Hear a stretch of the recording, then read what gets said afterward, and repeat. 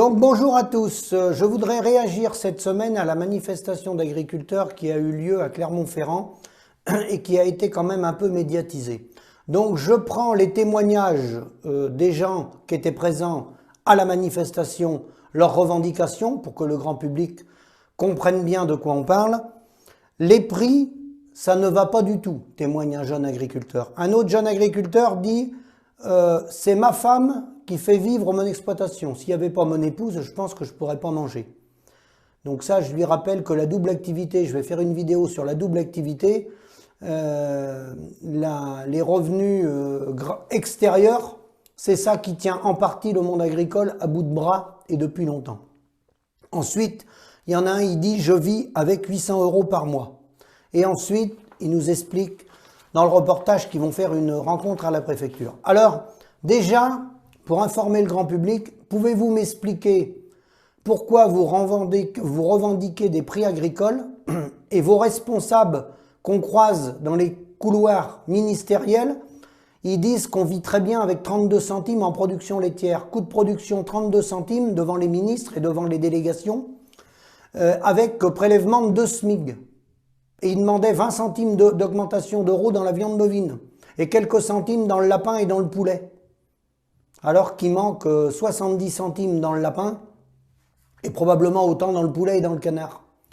Donc, pourquoi ce double discours, ce double langage? On envoie les petits soldats aller faire des rencontres dans la préfecture et en haut lieu, c'est l'inverse. C'est le double discours, c'est la trahison, le coup de poignard.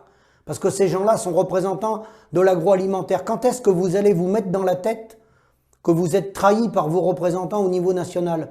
Que dans les départements, il y a des gens qui ont énormément de valeur, énormément de courage, dans les cantons et dans les départements, des gens qui se battent au quotidien et qui sont trahis par leur hiérarchie. Quand est-ce que vous allez comprendre ça?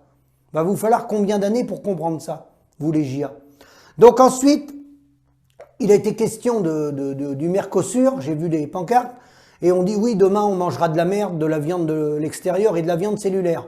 Alors concernant la viande cellulaire, j'en ai déjà parlé, mais je vais en remettre une petite couche, il faut savoir que vous la financez vous-même.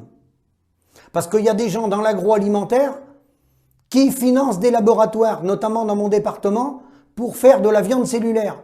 Et vous, en faisant travailler vos coopératives ou autres, indirectement, je dis bien indirectement, vous financez des entreprises qui investissent dans la viande cellulaire, vous voyez, dans notre propre camp, dans notre agroalimentaire à nous. Il n'y a pas besoin des gens de l'extérieur pour nous assassiner, on est assassinés par des gens de chez nous.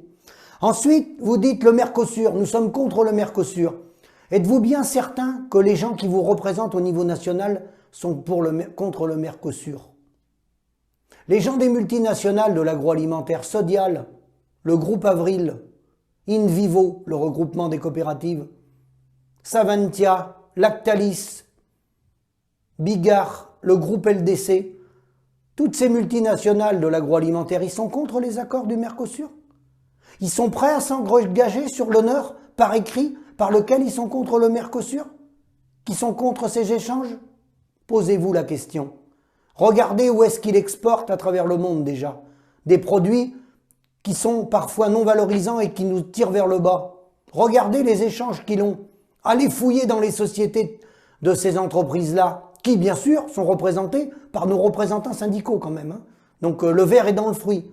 Donc avant d'aller en délégation rencontrer les préfets, tout est court-circuité par le national. Vous pouvez vous amuser, faire les bambins avec votre tracteur.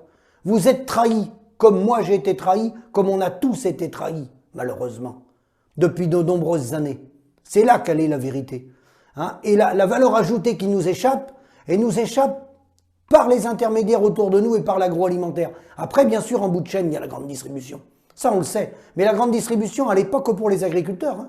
Elle est pour les autres secteurs d'activité, la grande distribution. Et dans les autres secteurs d'activité, il y en a qui arrivent quand même à gagner leur vie.